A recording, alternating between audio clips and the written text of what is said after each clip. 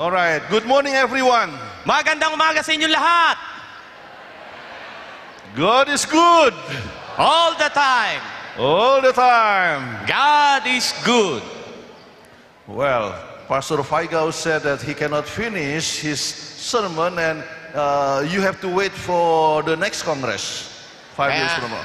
Hindi daw natapos, kaya 5 taon mula ngayon, hintayin niyo ang katapusan ng sermon ni Pastor Paigaw. It means he still can be here 5 years from now. Yun ay kung makakabalik pa siya, sana nga po sa tulong ng Panginoon. But my wife and I cannot be here 5 years from now. Nako, mukhang sila daw po, 5 taon mula ngayon, mukhang hindi makakarating dito. Because we plan to retire next year. Ay, naku po, malungkot na balita. Yeah. Sila po ay After working for 44 years for the church, Tama lang ho, papagpahingahin na natin, 44 years na silang so nagtatrabaho. it is time to give the responsibility to the new generation. Kaya pagkakaloob naman po nila sa mga susunod na henerasyon, hindi naman po sila madamot. So I cannot finish my sermon last night. Hindi rin daw niya natapos ang kanyang sermon kagabi. And I have to explain to you, At ipapaliwanag ko po sa inyo, because I will not be here 5 years from now. sapagkat hindi na ako makakapunta rito 5 taon pagkalipas nito. All right. When I prepared for the sermon last night, I did not know I was going to be translated. Nang inihahanda ko ang aking sermon kagabi, ay hindi ko akalain na meron palang magsasali nito. For that reason, I cannot finish the sermon.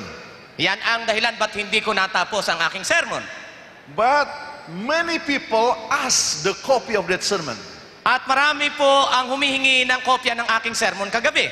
So I've given the USB drive Binigay ko po ang USB drive of the sermon last night, ng aking sermon kagabi, including the plenary session, kasama na po yung tapos ng sermon na yon. first day, second day, third day, and fourth day. Yun daw pong magiging kasama ang paksa mula una, pangalawa, pangatlo, Including the workshop on Sabbath School revitalization.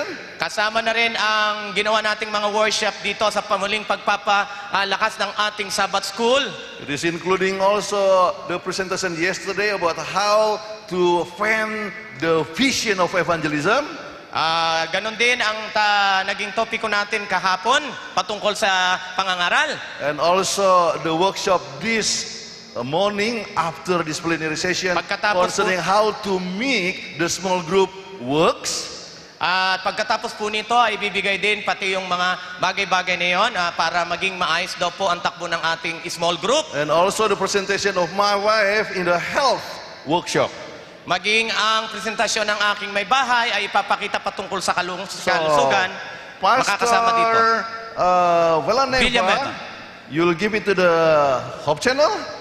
Make it copies, hopefully to be ready tomorrow. Kaya nga po, sa lalapit, nandito kay Pastor Villanueva, ipapagkatiwala sa Hope Channel, pwede nyo na pong kunin bukas.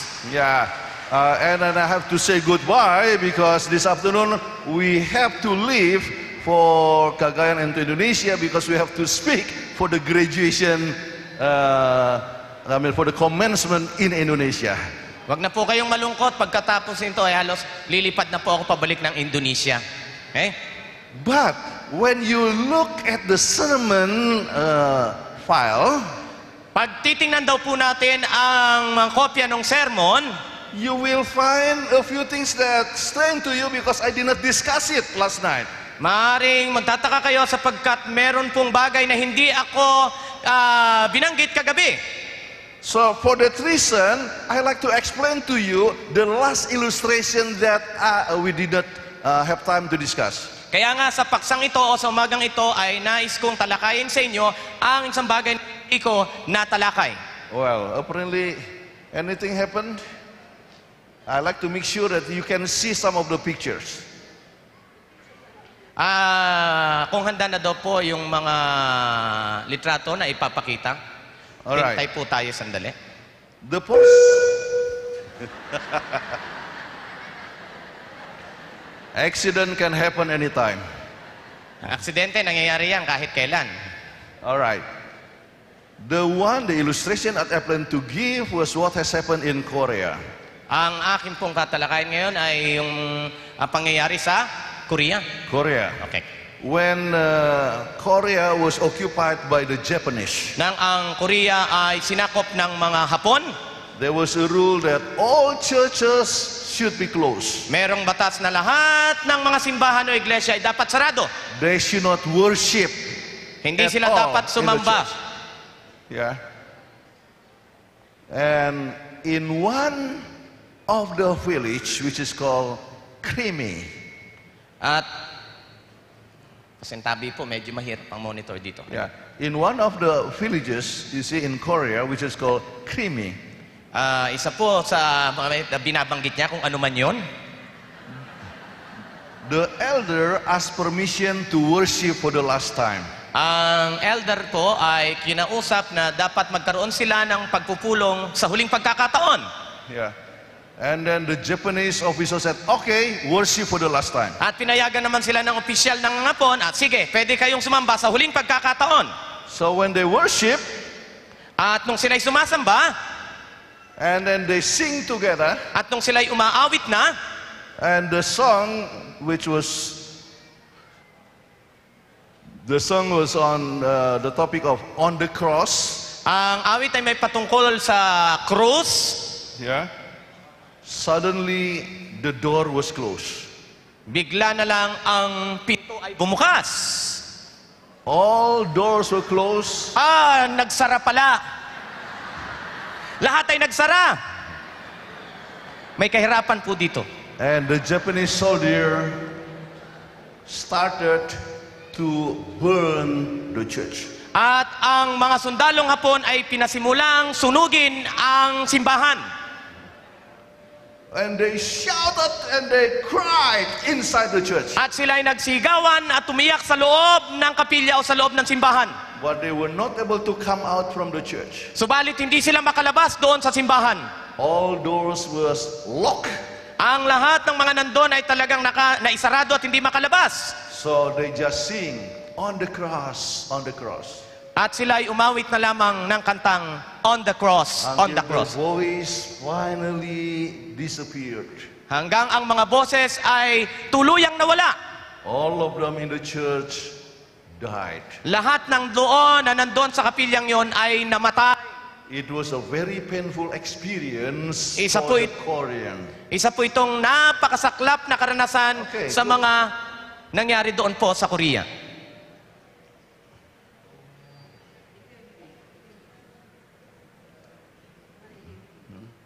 Okay.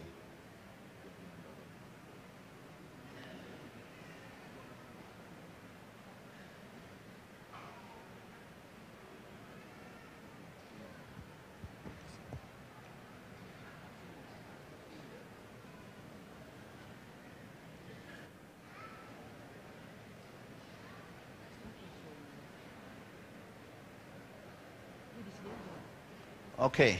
This is the church. Tingnan niyo po maigi, ito daw po yung tinatawag na simbahan. It was burned and everybody died. Ito po ang sinunog at lahat po ng nandun nga ay namatay. A painful experience to the people in Korea. Isa pong napakasaklap at masakit na pangyayari sa mga Koreano. They hated Japanese. At kaya namuhi sila ng gusto sa mga Hapon. They remember their brother, their sisters, or their parents who have died in this special Hindi nila massacre. makalimutan ang kanilang kapatid, ang kanilang magulang, mga kaibigan na namatay sa loob ng simbahang yan. They made a special monument, memorial monument to remember those victims. At ginawa nila ito ng monumento sa pag-alala ng mga nabiktima sa lugar na yan. After the war was over, Matapos ang gera, there were so many tourists go to this place. maraming mga turista ang pumupunta sa lugar na yan. And a group of Japanese came. At isang grupo ng mga Hapon ang pumunta. Oh, they felt so embarrassed. Sila hiyang-hiya. What has happened in the past? Kung ano ang pangyayari nung nakaraan. So when they look at this, they were so painful and they can understand the suffer of the Korean. At habang tinitingnan nila ang lugar na ito, nasasaktan din sila at naunawaan nila ngayon kung anong pakiramdam na naramdaman ng mga Koreano ng panahong ito. When they returned to Japan, At nang sila'y bumalik sa Japan, they began to raise money to build a church. Sila po ay nag-ipon o gumawa ng paraan makapag-ipon ng pera para gumawa ng simbahan. So finally they were able, oh, by the way, this is the words appeared in the monument. Ito daw po ang mga pananalitang ito na makikita doon sa monumento ng lugar na yan.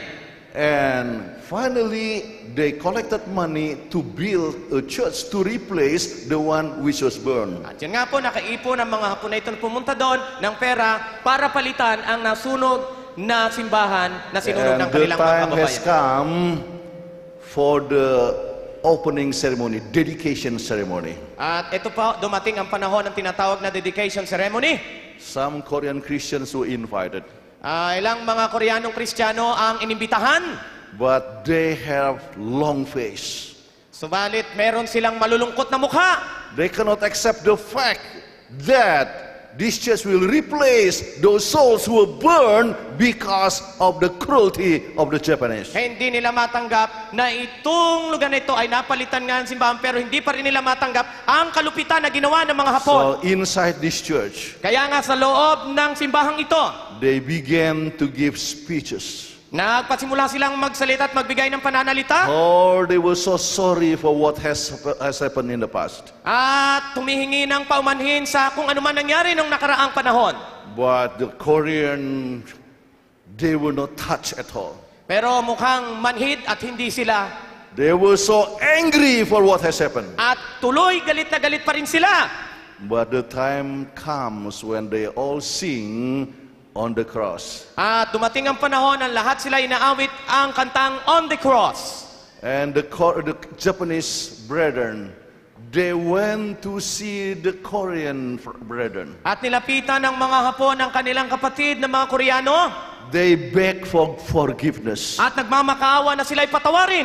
And finally, At the sa wakas, Korean also raised up and they opened their hands to forgive them. sa wakas niyakap din at sila'y pinatawad. They forgive one another. Pinatawad nila ang isa't isa It was because they remember Jesus who died on the cross. sapagkat naalala nila ang Panginoong Hesus ay namatay sa krus. Anytime there is a difficulty in the church of loving one another, Mga panahon na mayroon tayong kahirapan o hirap na mahalin ang bawat isa sa loob ng iglesia. anytime you have problem in the church of forgiving one another, Malamang sa ating iglesia ay hirap tayong patawarin ang isa't isa.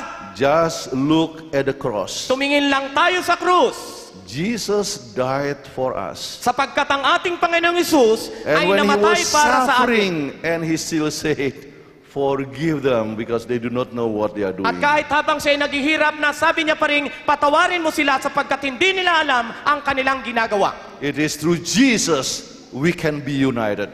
Sa pamamagitan ng Panginoong Hesus, tayo'y magkakaroon ng pagkakaisa. Alright, that was the portion that I did not have time to discuss last night. Ayan lang po pala ang katapusang kagabi. So when you get the CD, Kapag nakita niyo po yung CD, at least you know what you can share with others, okay? alam niyo na kung ano ang pwede nating ibahagi sa iba. Alright, we go back to review what we have discussed in the past few Tayo days. po'y muling magbabalik-aral sa ating pag-aaral ng mga nakarang araw. The topic is how to teach basic Adventist doctrine. Ang paksa ay kung paano natin ipapamahagi ang pangunahing mga aral ng Adventista. We always need to remember that Jesus has to be the center of the message. Lagi daw po nating alalahanin na ang ating Panginoong Jesucristo ang laging siyang puso ng ating mga doktrina. And we always need to remember that people or everybody have physical, mental, spiritual, social, emotional being. At lagi daw po nating alalahanin na ang ating kapwa ay may iba't ibang pangangailangan kasama ang physical, spiritual, mental, emotional, at ang mga nabang. Therefore, try to see the needs of the people Kinakailangan makita natin kung ano ang kanilang pangangailangan. by looking at the needs of the people and to minister to their needs. At kung makita natin ito, kinakailangan ministeryohan o paglingkuran natin sila sa kanilang pangangailangan. People will be more receptive to the gospel. At sila ay magiging mas maluwag ang pagtanggap sa ating inaalok sa kanila. Why do we need to use this kind of method? Bakit kinakailangan natin gamitin ang ganitong pamamaraan? Because man is a social being. Sapagkat is a holistic being. sapagkat ang tao daw po ay binubuo nitong mga nabanggit na And we bagay. need to follow the method of Jesus. At kinakailangan nating sundin ang kaparaanan ng ating Panginoong And Hesus. Jesus himself met the needs of the people. At ang pagmeministeryo ng Panginoon ay kanyang sinasapatan ang pangangailangan ng mga tao. Everybody have to be involved. At lahat tayo ay kinakailangang makisangkot. There are some people who can give health lecture. Ang ilan sa atin dito ay pwedeng magbigay ng mga health There lecture. are some people who are hospitable and they can prepare food for visitors. Ang ilan naman ay mapagbigay. There are some people who can smile, and we are hoping that everybody can smile. Ang iba naman dyan ay tawa na nga lang, kinukuripot pa, tumawa naman tayo, ngumiti naman tayo. So the idea is that we need to meet people according to their needs. Sa madaling salita, kinakailangan natin iabot ang pangangailangan ng ating mga kapwa sang-ayon sa kanilang pangangailangan sa panahon na yan. So Jesus is the center of every message. Uulitin natin ang ating Panginoong Kristo ang siyang pinakapuso ng bawat mensahe o aral. And then remember how health is so important to explain the Bible. At naalala ko kung gaano kahalaga ang ugnayan ng Biblia sa ating kalusugan. We can use medical science how to explain about trusting God. Maaari natin gamitin ang mga sinasabi ng medical science kung papaano ang benepisyo nito kapag tayo nagtitiwala sa We Diyos. can explain to people about the importance of hope of the second coming that is very important also for our healthy body. Maganda rin ipaliwanag natin na napakahalaga na pag meron tayong pag-asa, lalong-lalo na sa ikalawang Panginoong Jesucristo, malaki ang benepisyo ng ating katawan sa bagay na ito. We have discussed also about the signs of the coming of Jesus. Napag-aralan din po natin ang patungkol sa mga tanda bago dumating ang ating Panginoong We Jesus. talk about the importance to obey the commandment of God. At isa sa pinakamahalagang paksang ating pinag-aralan ay kung tayo po'y susunod o paano natin susundin ang kautusan ng Diyos. And also about the Sabbath keeping. At maging ang pangingili ng araw ng Sabat. And we discuss also about the importance of diet according to the Bible. Pinag-aralan din natin ang kahalagahan ng pagpili ng tamang makakain o pagkain. So when we speak about health message, O kapag natin pinag-uusapan ang may kinalaman sa kalusugan, we always have to remember that Jesus is the center of the message. alalahanin pa rin natin palagi na sa Jesus ang dapat maging sentro o puso ng mensaheng ito. Without having Jesus as the center of the message, Kapag hindi natin inilagay sa Jesus bilang pinakapuso ng mga mensahe it o is aral, difficult for us to control our appetite. It is difficult for us to control our appetite. mahirap daw po sa atin na kontrolin ang ating mga panlasa. So for instance, how can we keep the body as healthy as possible? So papaano daw natin maiingatan ang ating katawan sa napakaganda o malusog na kalagayan? Why we need to keep our body to be healthy? Bakit daw kailangan natin na panatilihin ang ating mga katawan na malusog? Well, we owe it to our body. Sapagkat kailangan natin gawin sa ating katawan. For no one ever hated his own flesh, but nourishes and cherishes just as the Lord does the church. Kaya sinasabi dito, walang sino man na namumuhi sa kanyang sariling katawan, kundi ito'y kanyang pinalulusog, at ganon din naman ang Panginoon, ginagawa niyang palusugin o pasiglahin ang kanyang iglesia. Well, when we have a car, remember that we have to take care of our cars. O, kung meron daw po tayong mga sasakyan, mga kotse, dapat alagaan natin siya ng mabuti. We need to wash regularly. Kinakailangan natin siyang hugasan ng madalas. We need to have regular oil change. Kinakailangan natin palagian, titingnan kung ang langis nito ay ayos pa. So the same thing also as we would like to keep our body as healthy as possible. Ganon din sa ating katawan, hanggat maaari, gagawin natin ang ating katawan na malusog at masigla. And we owe it to our family and environment. Sapagkat utang natin yon sa ating pamilya at sa ating mga nasa paligid. You remember Romans 14:7? Naalala daw po natin sinasabi sa Roma 14:7? Can we read it together? Mababasa daw po ba natin ito ang sabay-sabay? For none of us lives to himself and no one dies to himself. Remember, when a person is sick, others need to take care of him or her. Totoo po yun. Kapag tayo nagkakasakit, talagang sayot sa gusto natin, may mapipirwish yung ibang tao dahil kinakailangan tayong alagaan. Oh, if we are not healthy. Kung hindi daw po tayo malusog, For instance, a husband who is not healthy, the wife has to suffer to take care of him for years. totoo yun. Kapag hindi tayo malusog, kung lalaki ang nagkasakit, talagang walang magagawa ang kanyang asawa, kundi alagaan siya sa loob ng mahabang panahon. But we owe it also to God. Pero higit sa lahat, utang natin ito sa ating Panginoong Or Diyos. do you not know that your body is the temple of the Holy Spirit who is in you and whom have from God, and you are not your own? And for you were bought into a price, therefore glorify God in your body and in your spirit, which are God's. Opo, sinasabi nga po doon na ang Diyos ang nagmay-ari ng ating katawan at itong ating katawan ay tinitirhan ng Espiritu ng ating Panginoong Diyos. Kaya kinakailangan po natin alagaan ng husto ang templong ito ng ating Panginoon. Remember, our body has been purchased with a cash value. Alalahanin daw po natin na tayo tinubos, binili ng napakahalagang halaga. Jesus died for us. Ang ating Panginoon Kristo ang namatay para sa atin. Therefore, our body belongs to Him. Kaya nga ang ating katawan ay kanyang pag-aari. We need to keep our body as healthy as possible. Kinakailangan nating panatilihin ang ating katawan sa pinakamalusog na Well, if we kalagayan. destroy our body, God will destroy us. At sapagkat sa nasabi ng banal na kasulatan, kapag winasak o sinira natin ang ating katawan, Diyos mismo rin ang magwawasak nito. And you remember 1 Corinthians 3:16 and 17. Maalalahanin daw po natin ang sinasabi dito sa unang Korinto 3:16 at 17.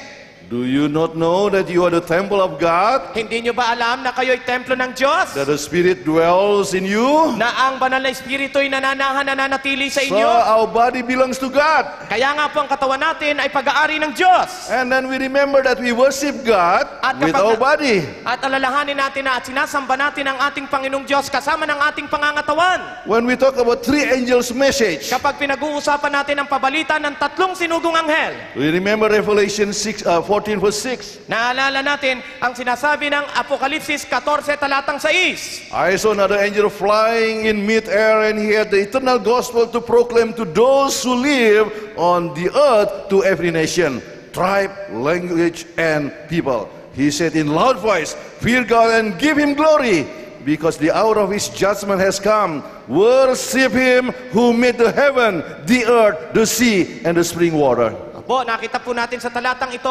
na sinasabi na dapat nating luwalhatiin ang ating Panginoong Diyos sapagkat Siya ang lumikha ng lahat ng bagay. How can we worship Him? Paano daw natin sasambahin ang ating Panginoong Diyos? Romans 12 verse 1. Sinasabi po ng Roma 12 talatang 1. Therefore I urge you, brethren, brothers, in view of God's mercy, to offer your bodies as a living sacrifice, holy and pleasing to God, which is your spiritual worship. Totoo po, pinapakiusapan tayo ng talatang ito na dapat daw po nating ihandog ang ating mga katawan sa ating Panginoong Diyos na Siya namang ating katampatang pagsamba sa Kanya. And you remember what the Bible says in 1 Corinthians 10:31. Ano daw po ang sinasabi? Kung naalala pa natin ang sinasabi sa unang Korinto, Kapitulo 10, talatang 31. Can we read it together? Pwede pa doon po natin basahin ito ng sabay-sabay? Wherefore, Therefore, whether you eat or drink, whatever you do all to the glory of God. It is important for us to understand we worship God through our body. At dapat daw napakahalagang maalaman at tandaan natin na kinakailangan luwalatin o sambahin natin ang Diyos ng ating pangangatawan. And in order for us to be healthy, At para tayo'y maging malusog, we need to have a healthy lifestyle. kinakailangan tayo magkaroon ng malusog na uri ng pamumuhay. Oh, we can speak so many things about healthy lifestyle. At marami tayong pwedeng pag-usapan patungkol sa kalusugan o malusog na pamumuhay. But we will continue what it was discussed yesterday. Pero ipagpapatuloy na lang po natin kung anong ating tinalakay kahapon. Okay, can we explain from medical science point of view? Eto na naman po tayo, pinagpapauna ko na. Kung may mahirap na medical term, hindi ko na po babanggitin. Yes, yesterday we have already touched what we should eat and what we should not eat. Kahapon nga po ay ating napag-usapan ang patungkol sa mga dapat kainin at mga hindi dapat kainin. But you know, many scholars do not believe what Jesus says, that the best food is vegetarian. At marami namang mga scholar din daw, mga nag-aral din ito, na hindi naniniwala sa ating Panginoon Jesucristo na ang vegetarian o pagkain ng gulay ang siyang pinakamaiging pagkain na dapat kainin. So they try to make the difference between herbivores and carnivores. Herbivores are animals that eat vegetables, And carnivores are animals that eat meat. Ayun po. Nagkaroon daw po ng pag-aaral tungkol dito sa dalawang bahaging ito. Yung mga herbivorous, ito yung mga hayop na kumakain lamang ng mga damo o gulay, at ang mga carnivorous na mga hayop din na kumakain ng kapwa nilang hayop o kumakain ng laman. So I'm going to give you a few of the research that has been done to make the difference between herbivores and carnivores. At narito daw po ang pag-aaral patungkol sa pagkakaiba nitong dalawang uri na ito. They found out that herbivores has small opening. Natagpuan daw po na yung mga herbivorous na hayop ay merong maliit na opening ang kanilang mga bibig. But carnivores has big opening. Look at this, like the tiger.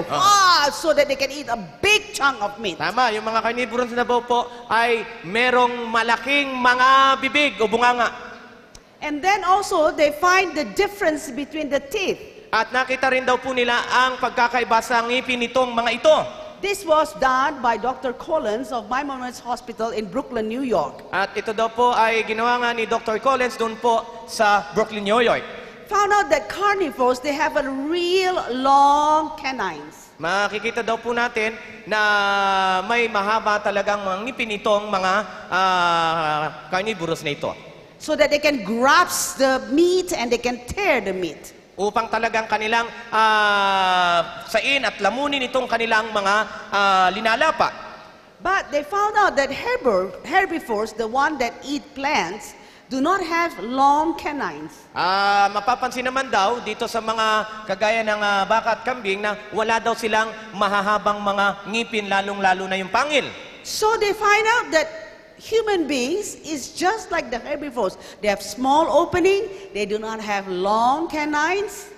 At natagpuan daw po na ang tao ay meron daw pong ganitong uri ng bibig. Sa bagay yung iba malakas talagang umanga, pero ganun pa rin naman, maliliit pa rin ang karamihan ng opening ng ating mga bibig. And then also they look at it, and this is Dr. Hereward Carrington. At ito daw po ang naging resulta o nakita sa pag-aaral. They look at the movement, the opening of the mouth of those animals that eat plants, the herbivores and the carnivores. At tiningnan daw po nila kung papaano ang movement o ang galaw ng mga panga nitong dalawang uri ng mga hayop na ito. And they found out carnivore has only one kind of opening. Open and close. Ang carnivore ay nakita na meron lang daw po isang uri ng pagnguya. Talagang bukas at sara lamang, bukas at sara. But as herbivores has three kinds of opening. Ang herbivores na to ay may tatlong uri ng pagbukas ng kanilang mga. So first is open and close. Una ay bukas at sara. So it's a vertical kind of movement. Opo, vertical daw po ang galaw nito. And then the second one is lateral. At ang pangalawa ay lateral. And then the other one is forward and backward. Pangatlo ay yung naabante, naatras. So they look at themselves. At tiningnan din ng doktor ang kanilang sarili. Hey, we are like the herbivores. Kagaya daw po tayo ng mga herbivores na hayop. Because we can have three kinds of opening. Kasi meron din daw po tayong tatlong uri ng pagbukas ng ating mga bibig. And then lateral and so it's the three kind of openings. Hindi ko na ho gagayahin, hirap po ako dun. And also they look at the difference of the intestines. Sa bituka naman po, nakita ang pagkakaiba. The herbivores has large stomach. Ang mga herbivores daw po ay merong malaki o mahabang mga bituka. And complicated parts of the stomach. At mga masalimuot na bahagi ng bituka. Whereas the carnivores that eat meat has simple stomach and they have a very short intestines. Samantalang itong mga kumakain ng kanilang kapwa hayop ay meron lang silang napakaliit at maikling mga bituka. And human beings do not resemble any of this. At ang tao daw katulad niyo at katulad ko ay hindi kagaya nitong mga ito. We have long intestines, we have large intestines like in the form of U alphabet that is inverted. Meron daw po tayong maliit at malaking bituka at nakikita natin na ang mga hitsura nila ay yung nakikita na rin natin sa ating mga pinag-aaralan. Okay. Then another thing, they look at the way how the animals that eat meat, that is carnivore, and the animals that eat plants, that is herbivores, how they perspire. At patungkol naman daw po sa pagkakaiba ng pawis nitong mga kumakain ng laman at ang itong mga kumakain lamang ng damo. The herbivores perspire through the skin. Ang mga kumakain lang ng damo ay nagpapawis dito lamang sa kanilang balat. Whereas the carnivores perspire through the mouth. Samantalang ang mga kumakain ng laman ay nakakapawis sa kanilang mga bibig. You see like the dogs? Nakita niyo na yung mga aso? The dogs always when they perspire, Ay makita yung aso pag... we have never seen people perspire. Wala naman daw po siguro sa inyo mukhang aso kung pinagpapawisan. So we perspire through the skin. Opo, pinagpapawisan tayo sa ating mga balat. So they said there's another proof that human beings are made to eat plants. Kaya nga po, dito tuloy, nabigyan daw ng preba na ang tao pala ay nilikha at ang kanilang dapat pagkain ay mga pananim. And then they look at the enzyme.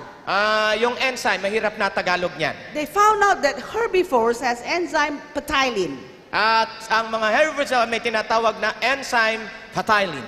But carnivores has no enzyme ptyalin because they do not eat carbohydrates. Ayon, ang mga kumakain ng kapwa niya kumakain ay walang ganito sapagkat hindi nga sila kumakain ng mga damo o gulay. And we human beings has ptyalin.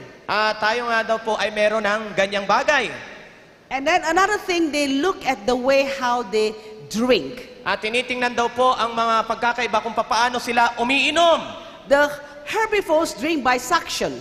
Ang mga kumakain lang ng damo ay umiinom na parang sila ay sumisipsip. But the carnivores drink by lapping the food. At ang mga kumakain ng laman ay parang sila po'y nagdidila. So you know, we drink also, we don't like the dogs, we don't lap, but we drink by suction. Oo, pag tayo daw uminom, That's herbivores. pag tayo daw uminom, hindi kagaya ng aso na, hindi. So from the way we are made, they found out, yes, we are made to eat plants. Sa pamamagitan nga daw po ng pag-aaral na ito, lalong napatunayan na tayo ay nilikha hindi para kumain ng laman. They look at the bile salt. At tiningnan daw po yung tinatawag na bile salt. O ano ba ito? Hindi ko na alam to sa Tagalog, ha? And they find out that human beings, bile salt is like that of an animals that eat plants, herbivores. At itong bile salt na daw pong ito ay katulad daw po yung sa tao at nung mga hayop na kumakain ng damo. No wonder if we deviate from eating the kind of food that God has made us to eat, we have a lot of problems. Kaya naman daw po pala kapag daw tayo umiiwas doon sa mga pagkain na nilikha ng Diyos para kainin natin, yun ang nagiging sanhi na nagkakaroon tayo ng patong-patong na problema sa ating kalusugan. We have a lot what you call that the obstruction of the blood vessels that cause whatever organs behind the obstruction will not receive food and will die. Tama po, ano man daw ang humaharang doon sa mga ugat, ang sumusunod na bahagi nito ay hindi makakatanggap ng pagkain at unti-unti sila ay mamamatay. So it's like heart attack, you die? Heart attack? Dek. Die. Dak. Sige na po, ituloy na po natin. Remember, when the blood vessels is obstructed, anything behind the blood vessels that do not receive food will stop working. Tama po. Kagaya ng sinasabi ko, yung mga hindi na nakatatanggap ng pagkain ay tumitigil na sa kanilang pag-function o sa kanilang pagkilos o paggawa. So if it's the coronary arteries that is being blocked, that means the heart did not receive food and the heart stop pumping and person die. Totoo po yun. Kaya nga po, kung ang sinusunda doon bahaging katawan, ang siyang maapektuhan, lalong-lalo na yung puso, talagang pag hindi dumaloy doon ng pagkain, yung dugo ay talagang magkakaroon po tayo ng ng problema, tayo po ay mamamatay sapagkat titigil ang puso sa kanyang paggawa. And then if it starts the cerebrovascular, that means vessels that provide food for the cerebral, for the brain, if it's being obstructed, then the brain cannot function and person gets stroke. Kaya nga po, kapag ang mga bahagi naman daw ng ugat ang naapektuhan ay malapit sa ating utak at hindi na nagkaroon ng tinatawag tamang pagkain ng ating mga utak, kaya ang mga tao daw po ay nagkakaroon ng mga karamdamang tinatawag natin ngayong stroke. That's why in the Journal of American Association, it was way back in 1961, it said a vegetarian diet can prevent 97% of the coronary occlusion. That means the obstruction of the blood vessels that get food to the heart. Paniwalaan po natin yung pag-aaral ng Journal of American Medical Association, 1961 pa po ito, na yun daw pong mga taong vegetarian ay mas mataas na 97% na sila po hindi makakaranas ng tinatawag na karamdaman may kinalaman sa puso. The guidelines in 2006, American Cancer Society Nutrition and Physical Activity Guidelines. Ito po ang sinasabi nitong guidelines na ito noong 2006. It said if you can eat 5 or more servings, maybe 9 servings of variety of vegetarian food, that means vegetables and fruits, every day. Kapag daw po tayo ay kumakain ng 5 servings ng pinaghalo-halot iba't ibang gulay at prutas bawat araw, and then you exercise at least 30 minutes, but the best is 1 hour. at kapag tayo daw po ay sasamahan natin pa ito ng ehersisyo, 30 minuto, pero kung magagawa daw po natin ay 1 oras, pinakamabuti. Then you will be able to reduce the risk of getting cancer. Tayo daw po ay makakaiwas na magkakaroon tayo ng sakit na tinatawag na cancer. Okay, so variety is the thing. If I can give you only within 5 minutes lessons of nutrition, just remember, if you get your food, if you see it's all yellow, yellow, yellow, it's not good. Kapag daw po kayo kakain, wag naman puro iisang kulay daw po ang ating pagkain. Dapat iba't ibang kulay. Your plate should have rainbow color, variety of food. Kinakailangan daw po ang ating pagkain sa plato ay may kulay na bahaghari. So, like you have reds of carrots, Kung ang kinakailangan daw po, meron tayong carrots, purple of eggplants, o kaya naman ay talong, eggs, which is white, white, eggs, yeah, eggs. itlog. Yeah, so variety. So in the morning, you don't always eat the same thing. You know, like maybe you can have spinach in the morning, in the afternoon broccoli, and at nighttime you can have long beans, but you change a variety. Dapat iba-iba naman daw po. Huwag tokwa sa umaga, tokwa sa tanghali, o tokwa sa gabi. Dapat iba-ibahin. You can eat watermelon in the morning, in the afternoon you can eat banana, at nighttime you can eat pineapple. Yan daw po. Basta sa madaling salita, iba-ibahin natin. Huwag nating gawing pare-pareho yung umaga, tanghali, at sa gabi. Never eat.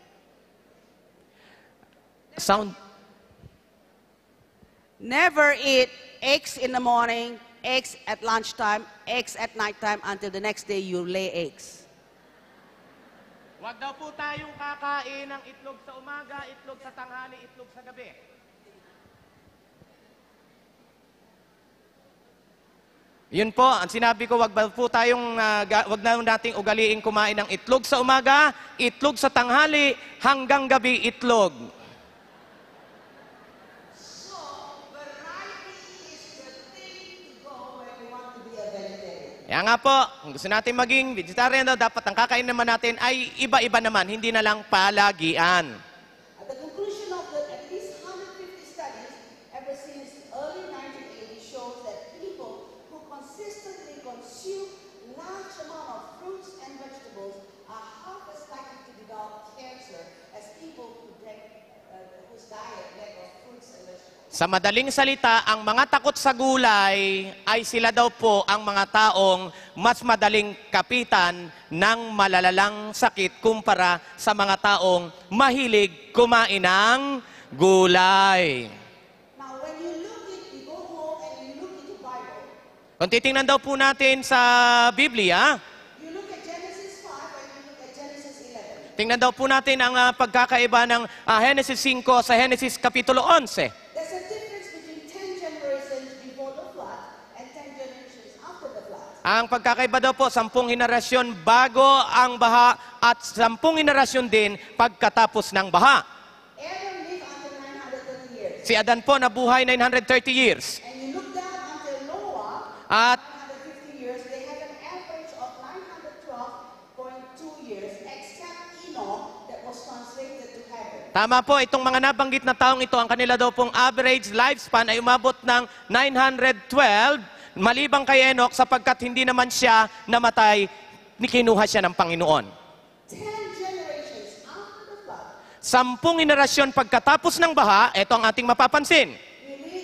we read Shem can live 600 years, but Abraham only lives 175 years. Si Shem ay nabuhay pa ng 600 years, pero pagdating kay Abraham, 175 na lang po ang kanyang edad na inabot. So there's a difference average of 317 years. At ang kanilang lifespan ay halos nasa 317 years. So when they eat meat and when they eat vegetarian food, the difference is about 600 years. Kaya nga daw po yung mga kumakain ng henerasyon nila dano ng gulay at dito naman pagkatapos ng baha, ang diferensya ng kanilang lifespan, yung average ay umabot po napakalaki, 600 years. Of course, you know, the Lord says, because of your sin, your life is shortened. At alam naman natin na sinabi ng Panginoon, dahil sa inyong kasalanan, kaya ang inyong buhay ay naging maikli o maiksi. Now you look at the man, is gradually falling down the age. Makikita daw po natin itong larawang ito na unti-unti kung ano nangyari sa sangkatauhan. Now we live only for about 70 years. Tama po ito, 70 years ang inaabot ng iba. Ewan ko lang kung abutin pa tayo niyan.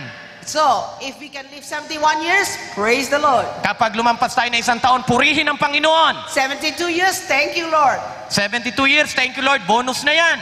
Yeah, it's a bonus. Yeah. So again, we praise the Lord. Purihin ang Panginoon. But a lot of people said, if I don't eat meat, I feel very weak. Ang iba naman nagsasabi, pag hindi ako kakain ng karne, luya, mandong. Now, I have been a vegetarian for 45 years. Ako po ay 45 years ng vegetarian. And, you know, I feel so thankful. I wish I'm like my children. Our children did not taste meat ever since they were born. At ako po'y nagpapasalamat sapagkat maging ang aming mga anak ay hindi nakatikim ng karne simula nang sila'y ipanganak. But I have to have a scientific findings that shows if you eat meat, you are more energetic. Balit kailangan kong makakita ng pag-aaral ng sayantipiko na kapag kumakain ka nga ng karne, totoo kayang talagang ikaw ay mas malusog at mas malakas. So I was very happy to get this Per Olaf Astrand studies. At eto naman, natagpuan ko sa awa ng Panginoon ang eksperimento ni Dr. Olaf Astrand.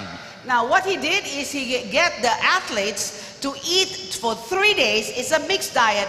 That means there's also meat, there's also vegetarian. At may kinuha siyang mga atleta na kanyang pinagalo-halong kakainin. Ibig sabihin may mixed diet sila, pwedeng pang vegetarian at pwede rin naman karne. And they asked to pedal a stationary bike. They could pedal an average of 114 minutes. At hinilingan niya itong mga atletang ito na sila ay sumagwan sa loob ng 114 na minuto o halos 2 oras. And then after that, the 3 days again, they changed the diet. At pagkatapos ng 3 araw, pinalitan ang pagkain. In which only meat. At ito ay puro naman karne. Meat, fish, butter, eggs, no vegetables, no fruits. Magkahalo naman palang karne, isda, pero walang gulay na kahalo. And then they asked them to pedal again. At sinubukan sila na sila ay magsagwan o magbugsay gihapon dong.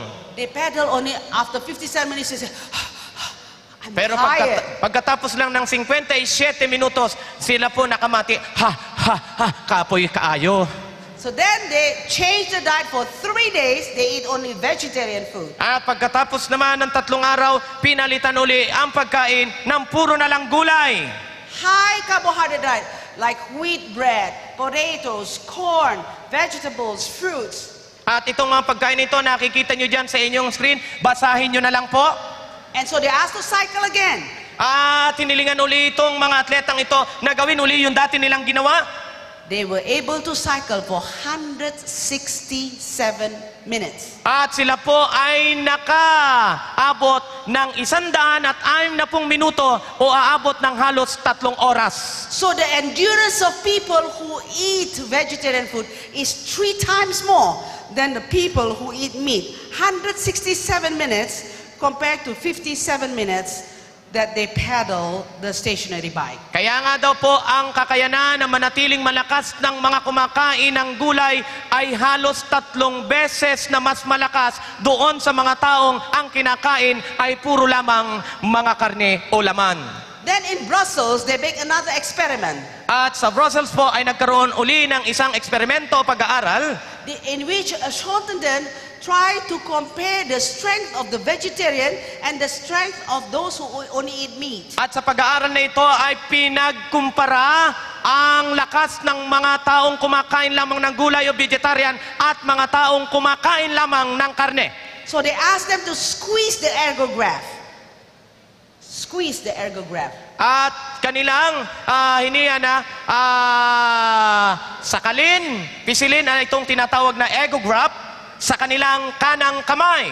And then another experiment is to do weightlifting. At isa pang eksperimento ay yung tinatawag na weightlifting. What is the results? Ano po ang resulta? The vegetarian achieved average of 69 points as they squeeze the ergograph. Ang mga vegetarian daw po ay nakakuha ng tinatawag na 69 na punto doon po sa pagpisil doon sa egograph. But the meat eaters can only squeeze 38 points. Pero ang puro karne lang ang kinakain, ang kanila lang pong inabot na pagpisil sa egograph ay 38 pagpisil lamang. So again, they find that the vegetarians are more stronger. Kaya nga ngayon, maniwala man tayo sa hindi, ang mga vegetarian daw po ay napatunayan na mas malalakas kaysa sa mga taong puro karne ang kinakain. How about weightlifting? Paano naman daw po sa weightlifting? The strongest vegetarian can reach to 1,457 pounds in weightlifting. Ang pinakamalakas daw po na vegetarian ay nakapagtataas ng weightlifting na umaabot po ng 1,457 libra. While the strongest meat eater can only achieve 1,049 pounds. Samantalang ang pinakamalakas naman doon sa kumakain lamang ng karne, ang kanya lang inabot ay 1,049 libra. So we can see, they found out also the vegetarians, they recovered more quickly after exertion and could repeat the experiment more readily than their opponents who eat meat. Sa madaling salita, ang mga vegetarian daw po, madali silang makaramdam na mabuti kagad ang kanilang pakiramdam at mauulit nila ng madaling panahon kung ano yung pinapagawa sa kanila kumpara dito sa mga kumakain lamang ng karne. How do you explain this? Paano daw natin ipapaliwanag ang bagay na ito? The secret is because vegetarians eat complex carbohydrates. Ang mga vegetarian daw po kasi ay kumakain ng tinatawag nitong mga complex na carbohydrates. Wheat bread, brown rice, those are complex carbohydrates. At mga tinapay na gawa sa trigo, brown na kanin o palay. So what happens is like this. Ito po nangyayari dyan. All the carbohydrates that we ate is going to be converted to glucose. Ang lahat daw po ng carbohydrates na natitipon dyan ay magiging glucose na tinatawag. And they were being stored in the liver or in our muscles in the form of glycogen. At ito daw po ay naiimbak sa ating mga atay at sa ating mga muscles at ito po ay nagiging glycogen. Now, the higher the concentration of glycogen, Kung mas mataas daw po ang ating glycogen, the better it is to convert ATP to ADP. ATP is adenosine triphosphate to adenosine diphosphate, releasing energy. mas mataas daw po ang tinatawag na pagsasalin dito sa tinatawag na ATP at ADP para mag-produce o magbigay sa atin ng lakas. So now, the science can explain why vegetarian has more energy than those who eat meat. Kaya nga po, ngayon, alam na natin na maging sa sensya, ipinapaliwanag kung bakit mas marami o mas malakas ang mga vegetarian kaysa sa mga taong puro lamang karne halos ang kinakain. And then I have another good news for you. At meron daw pong isa pang mabuting balita. If you have problems with cholesterol, Kapag mataas daw po ang ating mga kolesterol, problems with obstruction of the blood vessels, kapag ang ating mga ugat-ugat ay barado na ng mga iba't ibang nagbabara dyan, here's what the study of Dr. Dean Ornish. ito po ang pag-aaral ni Dr. Dean Ornish. He found out by using the coronary angiograms or positron emission tomography, they can find out if you eat vegetarian food, the obstruction can be erased. Kapag daw po tayo sa ngayon sa pag-aaral na ito ay kumakain lamang tinatawag na vegetarian diet, ang mga nakabarabarang mga bagay dyan sa ating mga ugat, ito ay pwedeng ito ay pwedeng mawalis o ito ay pwedeng mawala. So eat vegetarian, exercise, reduce the stress can really shows that the obstruction can be cleaned up. Kapag daw tayo ay kumakain ng gulay, tayo ay nag-ehersisyo, napapababa nito ang mga stress na ating nararanasan at ito po nakakatulong para alin ang mga nakabarang anumang bagay dyan sa ating mga ugat-ugat. So as the conclusion, Dr. Dean Ornish said, At bilang pagtatapos, sinabi nitong doktor na ito, he's not an Adventist. hindi po siya Sabadista, hindi siya Adventista, But he said, after the dramatic study of 6,500 persons at Cornell University in New York, Dr. Ornish wrote a parody on the slogan used by the American Beef Association, meat, real food for real death. narito na po ang resulta ng pag-aaral. Naku po, kawawa ang mga baka. So Ang karne ay tamang pagkain o totoong pagkain para sa gusto na talagang totoong mamatay ng madali. God loves us. Kaya nga ang Diyos ay mahal tayo. God does not want us to suffer. Gusto niya na hindi tayo maghirap. So listen to his prescription. Kaya tayo daw po makinig kung ano ang kanyang sinasabi sa atin. Well, remember that the Bible says that we have glorified God with whatever we do, in what we hear, we drink, and whatever we eat. Tanda daw po natin na sinasabi ng banal na kasulatan na dapat tulalatiin natin ang ating Panginoon kung ano man ang ating kinakain o ano man ang ating inu-inom. And in so many people minum the wrong thing. Yon, marami daw pong mga taong nanginginom ng maling inumin. Alright, you remember Proverbs 20 verse 1. Sinasabi daw po ng talatang ito sa Kawikaan 20 talatang 1. Wine is a mocker. Oh, ang alak ay isang manunuya. Strong drink is a brawler. Ang malakas o matapang na alak ay isang manggugulo. And whoever is led astray by it is now not wise. At ang sino man daw po ang nagpapaligaw sa bagay na ito ay tontomandong. Why it is not wise to take alcohol? Bakit daw po hindi mas talino o magandang uminom ng alcohol? Well, try to see what the medical science says. Ngayon, eto na naman, pahihirapan na naman tayo nito. You know, a lot of people think that wine looks so attractive. It's red in color. Tama daw po, ang alak daw po ay tila isang napakagandang tingnan. Kaya iba-iba yung kanilang mga kulay. Why the Bible said wine is a mocker? Bakit daw sinabi ng Biblia na ang alak ay manunuya? Okay, let me explain to you in a brief way. Nako po, mabuti na lang, madali lang daw po niyang sasabihin ito. What is in the alcohol is ethyl alcohol. Ang isa sa uri daw po ng alcohol ay tinatawag na ethyl alcohol. So it is in one ethyl alcohol, a half ounce is in 80% proof liquor. Ang kalahating ounces nito ay tinatawag na merong 80% na talagang siya ay talagang alcohol o alak. If in 5 ounces of wine, Sa bawat 5 ounces na alak, in 12 ounces of beer. sa 12 ounces ng beer, Okay, so if someone said, oh, I just drink liquor, a little bit only. uminom lang naman ako pakunti-kunti, hindi naman pakunti-container. What is the difference is the ethyl alcohol, whether it's in liquor, even though it's little bit, but the concentration is a lot. Ano daw po ang pagkakaiba naman, kahit na konti o marami, pero yung konsentrasyon daw ng alcohol na ito ay talagang mataas. Okay, why people like to drink is because they like to feel the good things. Bakit daw po uminom mga tao sapagkat gusto daw nilang makaramdam ng magandang pakiramdam? Maybe they have something painful inside their heart. Maaring ang kanilang mga puso ay sugatan. So they like to relieve it by feeling good. At ginagawa nila ito, makasakaling makakaramdam sila ng magandang pakiramdam matapos silang uminom ng alcohol. So they like to relax the body, Gusto nilang magpahinga at ipahinga ang kanilang katawan. and when they are afraid to do something like they want to murder someone, they have to drink so that they will be able to do it without feeling guilty. Kung may papatayon sila, mga kaigsuunan, inom muna para hindi sila makaramdam ng pangungonsensya kapag gagawin nila ang isang bagay na yon. You know, they always say it loosens the way, like, oh, I'm not brave, but if I drink, I become brave because I talk. Totoo daw po, may mga tao na pag hindi nakainom, hindi matapang, pero kung nakainom na, unsa may problema mo dong? May problema ka? So, again, these are some of the reasons. Kaya nga ito daw po ang ilan sa mga dahilan. Now, why is it so?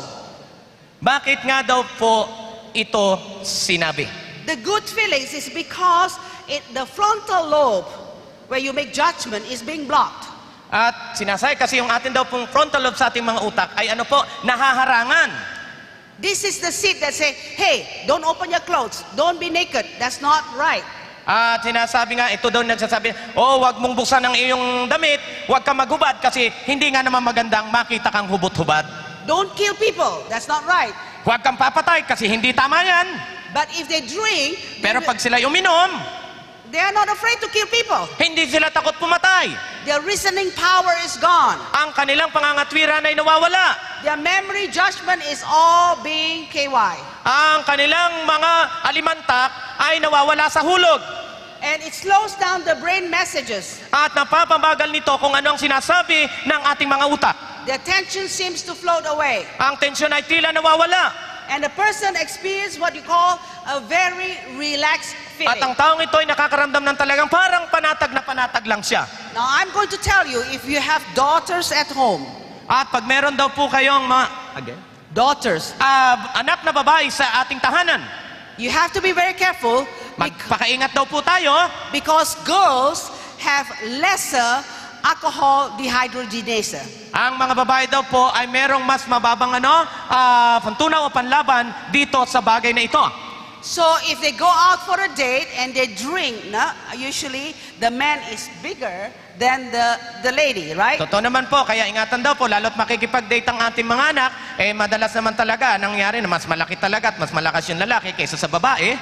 So if they drink the same glass, 2 glasses of wine, Kapag sila daw po ay uminom ng parehong dami nung alak na yon, halimbawa 2 baso, but because ladies, the body has lesser alcohol dehydrogenase, as a result, then the ladies will be more intoxicated than the men. ayun po, sa madaling salita, sapagkat ang katawan nga daw po ng babae ay di hamak na mas mahina yung pantunaw nito sa alak sa katawan ng lalaki, mas mauuna daw pong malalason o malalasing ang babae kumpara sa lalaki.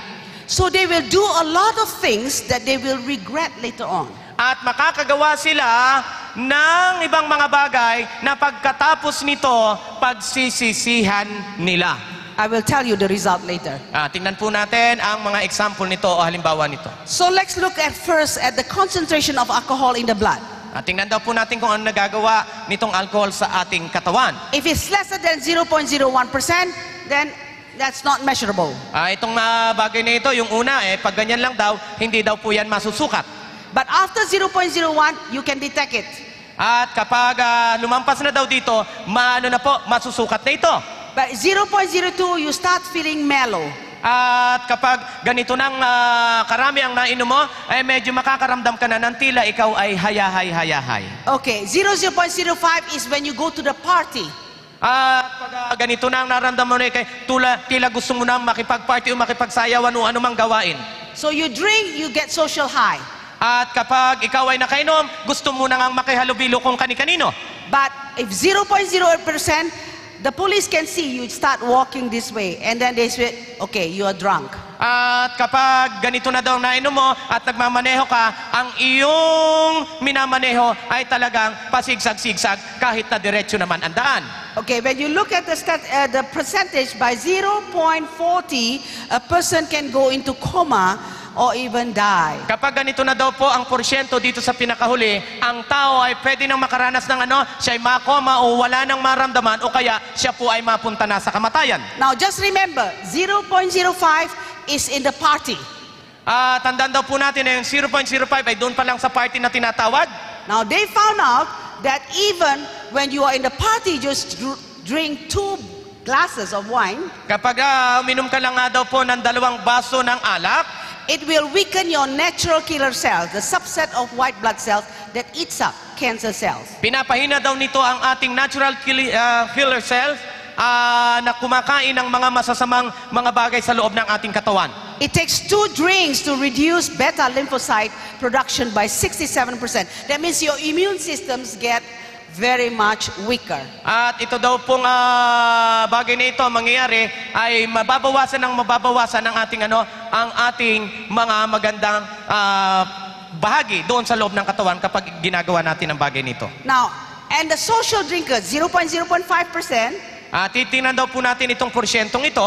what happens is the white blood cells, polymorphonuclear cells, becomes very impaired in its function. Nagiging malabo daw po ang ating ang pagkilos nitong ating utak o ng ating mga ugat sa ating katawan at nagiging hindi maganda ang nangyayari. Usually if there's an infection, At magkakaroon daw po ang tinatawag ng mga if there's an infection, infection o sakit. then the polymorphonuclear leukocyte will just go there, fight against the infection. At yung bagay nito dapat lumalaban doon sa infection. But if your alcohol concentration is 0.05, then it takes such a long time. Just go slowly, slowly, slowly. Doesn't run and go and Ayon, fight. sa halip daw po na matulin pala ang gagawing paglaban, pag tayo'y nakainom ng ganitong porsyento na alcohol, magiging napakabagal ng ating mga magagandang panlaban sana sa loob ng ating And katawan. the more alcohol is present, the more performance suffer, so that an alcoholic can get all sorts of inflammation or infection. Totoo po na sa mas marami tayo naiinom na alcohol o mas marami naiinom na alcohol ay mas maraming hindi tayo nagagawang maganda at mas maraming sakit, nagkaka-infeksyon ang ating mga katawan. That's why Michael Lauer and Paul Sorley, scientists from the National Heart, Lung and Blood Institute in the US, commented on the large study of more than 1.3 million middle-aged women in Britain, said there's no level of alcohol consumption that can be considered safe. Sabi daw po ng pag-aaral na ito na walang pwedeng sabihin man na konti o marami, na pwedeng sabihin pag konti, ligtas, marami hindi, kundi anumang amount o porsyento ng alcohol na papasok sa ating katawan ay hindi talaga pwedeng sabihin ligtas, kundi lahat ng ito ay pwede nating ikapahamak.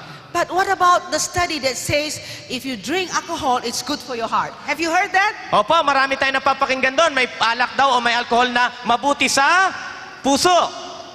Napakinggan po daw natin yon? Ako, napakinggan ko na po yun.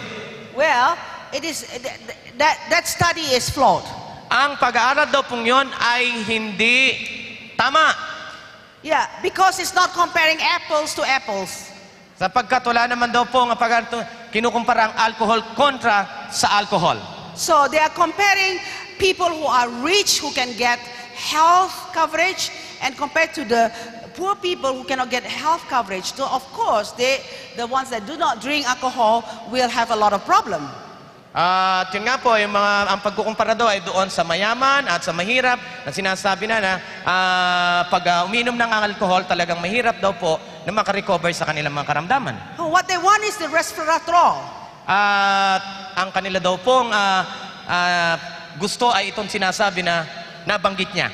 So we need to eat an abundance of fruits and vegetables, including grape juice. Kinakailangan daw po natin na kumain ng maraming gulay at prutas at kung pwede, kung kaya ng budget, ay maging ang ubas. Because this resveratrol is unique in purple grapes. Sapagkat ito daw pong binabanggit niyang bagay ay kakaiba ang kanyang nagagawa, lalong-lalo na po kung ito'y makukuha natin doon lang po sa grapes. Now, let me tell you, wine is not a good source of antioxidants. Ang alak daw po ay hindi magandang pagkunan ng mga tinatawag na mga antioxidant. Because wine, as they ferment, it's getting old, they wipe out all the antioxidants. Sapagkat habang papatagal daw po yung alak, ang mga antioxidants ito ay tuluyan ng nawawala. Now, let me tell you, it's true that as the wine ages, the number of antioxidants increases, but the bioavailability, that means the body can use that antioxidant, is decreased. That's why it is of no value. Kaya nga po, ulitin natin sinabi kanina, habang papatagal daw po itong mga alak na ito, ay unti-unti ngang nawawala yung tinatawag na antioxidant. So if you want to get resveratrol so that your heart will be clean, get it from the grapes. Kaya kung gusto lang naman daw po natin na maging matibay at malusog ang ating puso, huwag nang bibili ng alak. Kunin na lang natin o bumili na lang tayo ng ubas, yung sariwa. Also, you can include quercetin that, it causes decrease of the platelet aggregation so that it will not block the coronary artery that can cause heart attack. Ayun nga daw po, konti rin din ang tinatawag na pagkakaroon ng mga pagbabara ng mga ugat na malapit sa ating puso o mismong mga ugat na nasa ating puso. Now, alcohol is not only bad for the drinker, hindi lang daw po masama ang alcohol doon sa umiinom, but it's also bad for other people surrounding the drinker. kundi masama rin ito sa mga taong nakapaligid sa kanya. Remember I mentioned that alcohol causes the inhibition of the temporal lobe. Nakikita daw po natin kung ano nangyayari. Alalahanin niyo kung ano nangyayari sa isang tao na kapag umiinom ng alak, nagkakaroon ng epekto ang kanyang utak. So the frontal lobe is the one that gives you judgment. Ang frontal lobe daw po ang nagbibigay sa atin ng tinatawag na tamang paghatol o paghusga o kung ano naman natin gagawin. So if you drink alcohol, then you will do all of the criminal acts. In fact, 80% of all criminal acts are alcohol related. Kung atin daw mapapansin na maraming mga krimena nangyayari na ang may kinalaman, 80% o 80% may kinalaman sa pag-inom ng alcohol o alak. 50% of all the teenage pregnancy are alcohol related. Marami ang nabubuntis nang hindi nila mga asawa, mga kabataan, mga teenagers ay dahil sa pag-inom ng alak. Nalasing na kasi hindi na alam ang ginagawa. So just remember, I mentioned you, it's because the ladies do not have sufficient alcohol dehydrogenase. They are more intoxicated, so they will do things that will regret in the future. Tama po. Kaya nga ulitin, lalong-lalo na daw po yung mga babae, ingat-ingat tayo kasi mas mahina ang ating katawan tungkol dito. Kaya huwag na tayo hanggat maring iinom ng alak. 2/3 of all the suicides are alcohol related. Sa mga nagpapakamatay naman daw po, 2/3, ibig sabihin, itong bilang na ito nangyayari dahil sa ang mga nagpakamatay na ito ay nakainom muna ng alak bago nila gawin ang pagpapakamatay. 2/3 of family abuse are alcohol related. Yung mga magulang naman o anumang ginagawa sa loob ng pamilya ay na pananakit o anumang pang-aabuso ay may kinalaman din sa pag-inom ng alak. So, it's not only impacting the drinker but also around the drinkers. Tama po yun. Hindi lang daw po ang naapekto na masama yung umiinom, kundi maging ang mga nakapalibot sa kanya. So as a result of alcohol's contribution to the whole society, the Surgeon General of the United States called it our #1 public health problem. Kaya nga po, dahil sa ganitong bagay, ang United States ay tinawag po itong unang-unang pinaka-problemang dapat pagtuunan ng pansin, may kinalaman sa alcohol o alak. That's why it says alcohol is a mocker. Kaya nga hindi nagkamali ang Biblia nang sabihin ito na ang alcohol o ang alak ay manunuya.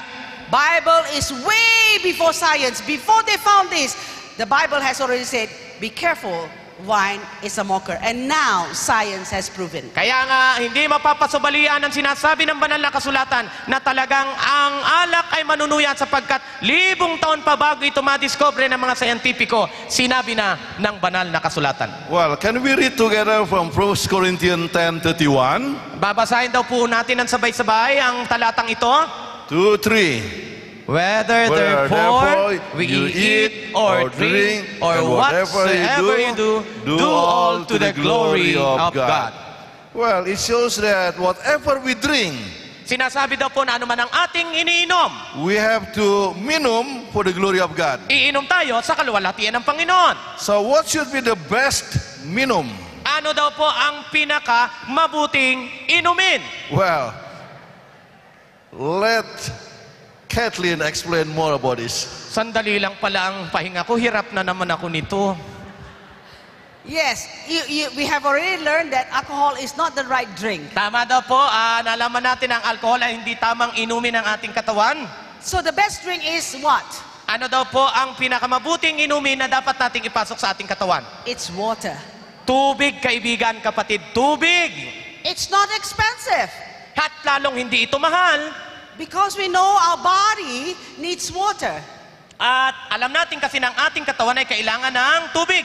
Our brain is 85% water. Ang atin daw pong mga utak ay 85% nito binubuo ng tubig. Our blood is 83% water. Ang ating mga dugo, 83% ay tubig. Our muscles is 75% water. Ang ating mga muscles, 75% nito ay tubig. You think bones do not have water? You think bones do not have water? Tulang. What bones? Tulang, bones, tulang, yung mga buto. Meron daw po din bang tubig ito? Hindi kailangan ito ang tubig? The marrow bones, bone marrows has 20 to 25% water. Maging daw po ang ating mga tulang ay merong 20 hanggang 25% tubig. So every cells in your body is constantly bathed with water and they cannot function without water. So lahat daw po ng mga selula sa ating katawan ay kinakailangan ng tubig at hindi sila makapagtatrabaho ng mabuti kung walang tubig. And you know, I find it very interesting that water can give you energy. At talagang madalas din niyo pong natuklasan at malaman na ang tubig ay talagang mabibigyan tayo nito ng lakas. Yeah, so you know that if you eat vegetarian food, it gives you energy. Alam na po natin na kapag tayo kumakain ng mga gulay, nagbibigay ito ng lakas sa atin. If you exercise, gives you energy. At ang pag-exercise, nagbibigay sa atin ng kalusugan at lakas. Now, if you drink water, it will give you also energy. At kapag inom naman tayo ng tubig, magbibigay din ito sa atin ng kalakasan o sigla. This is a study that was being done by Dr. Pitt. Ito naman ang isang pag-aaral na ginawa ni Dr. Pitts. It's a study that was done for athletes over 3 days. At mga atleta naman ang pinag-aralan nito sa loob ng 3 araw. So first, the athlete is asked to walk on the treadmill, but no water is being given to the Ang athlete. unang atleta ay sinubukang palakarin dito sa nakikita nyo, pero hindi siya umiinom.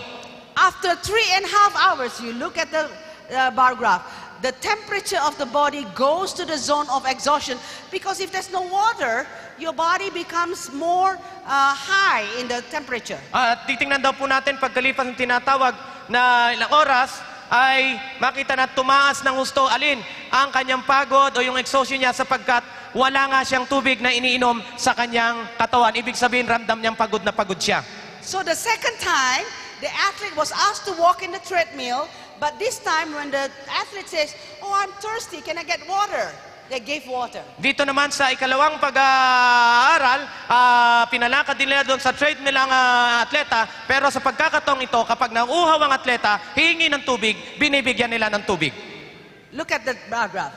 Tingnan daw po natin itong diagram na ito. The temperature of the body goes to zone of exhaustion after 6 hours. Ang pagkakaroon daw pong tinatawag na karamdamang pagod na pagod ay matapos na ang 6 na oras.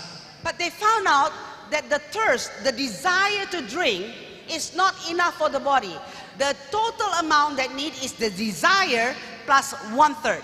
At napansin na hindi lamang yung pagnanais na uminom kapag uhaw ka, kundi meron pa pagkatapos nito at ito ay maikatlong bahagi na pangangailangan. So, they put the bottle water how much these athletes need. At nilagyan daw po nila ng tubig ang mga boting ito kung saan ito naman talaga ang kailangan ng atleta. So on the third day, as they walk on the treadmill, At noong 3 araw habang po siya ay naglalakad doon sa treadmill, they said, "Drink." sinabi, inom. We are not thirsty, drink. Hindi pa ako, pero uminom ka.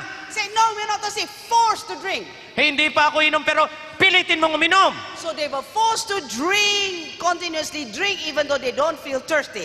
At sila'y pinilit na uminom kahit hindi sila uhaw. Look at the temperature. Tingnan natin kung ano nangyari. Never goes up to the zone of exhaustion. Hindi na po umabot doon sa pakiramdam na sila'y tila pagod na pagod. 7 hours, it's contained, stay in the zone of comfort. At 7 oras na siya'y nakapanatili doon sa tinatawag na magandang kalagayan.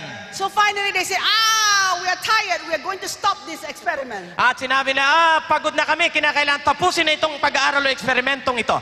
But the athlete says, we can continue on, we still have energy. Pero ang mga atleta naman ay nagsasabing, pwede pa tayong magpatuloy sapagkat meron pa kaming lakas. So again, wherever you go, drink water.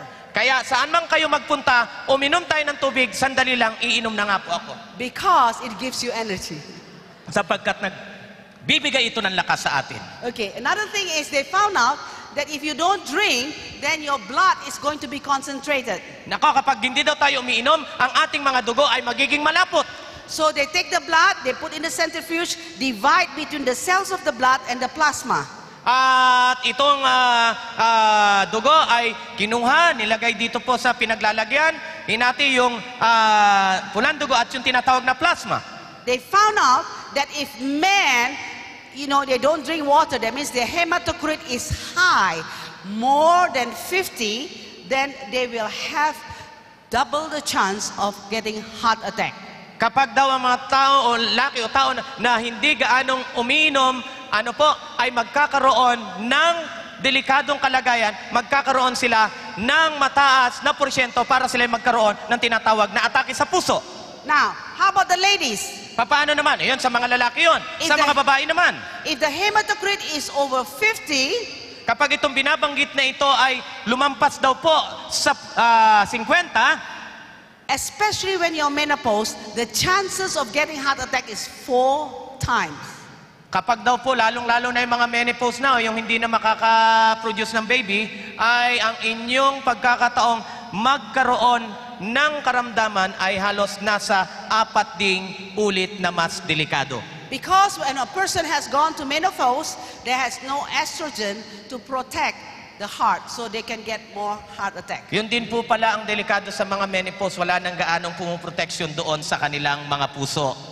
That's why you don't see a woman got heart attack when they are still before menopause. But after menopause, you see a lot of women died because of heart Nako, attack. kaya dapat kabahan na dyan yung mga magme-menopause na. Narinig nyo po yun? Kaya mga babae daw po na hindi pa nagme-menopause, bira daw po yung tsansang ma-heart attack. Pero yung mga nasa nandun ang kalagayan, medyo mataas na ang tsansa. There are many things that you can learn. If you go to the scientific journal, look at hemorrheology. Marami daw po tayong mapag-aaralan tungkol sa bagay na ito. At ito na naman ang ating bagay na pag-aaralan, hemorrheology. Hemo is blood. Ang hemo daw po, ibig sabihin blood o dugo. And rheology is the study of the flow of complex materials. At yung hemology ay yung pag-aaral nga po patungkol sa mga komplikadong mga bagay na ito. And every one of them says that if you have adequate water intake plus healthy lifestyle, you can prevent a lot of diseases. Kapag daw po tayo umiinom ng maraming tubig, mapipigilan daw po na magkaroon tayo ng iba't ibang mga karamdaman. Okay, so drink water sufficiently. Tayo daw po ay uminom ng sapat na tubig. The moment you get up in the morning, take water. Kapag nagising na tayo, sa umaga, inom daw po kagad tayo ng tubig. Because throughout the night, you have not drunk water. Sapagkat sa loob po ng pagtulog mo ay hindi ka naman uminom. Wala ka kasing umiinom na natutulog. And you keep on breathing. So when you put breathing, you put the glass, you can see there's vapors. So that means water come out from your body. Totoo, habang tayo natutulog, tayo'y humihinga. Dahil kung hindi nahihinga, mamamatay tayo. Kung makikita daw natin, doon lalagyan ng baso, merong mga vapor o ibig sabihin naglalabas ng tubig ang ating katawan. So drink in the morning and drink in between meals until your urine becomes clear. Ayun, uminom daw po tayo sa umaga at sa mga in-between meals hanggang sa makita natin ang ating daw pong pagwiwi ay malinaw. Because a lot of people say drink 6 to 8 glasses. Come on, Who counts the glasses? 1 glass, 2 glasses, 3 glasses, like you have nothing else to do. Oh, ibang tao daw, 6 lang ang iniinom na 6 na baso, pero sino man daw po ang magbibigay ng 1, 2, 3, at yun lang ang babantayan mo ng pagbibilang ng ilang basong tubig na ang nainom mo. So the best thing is, check your urine in the restroom.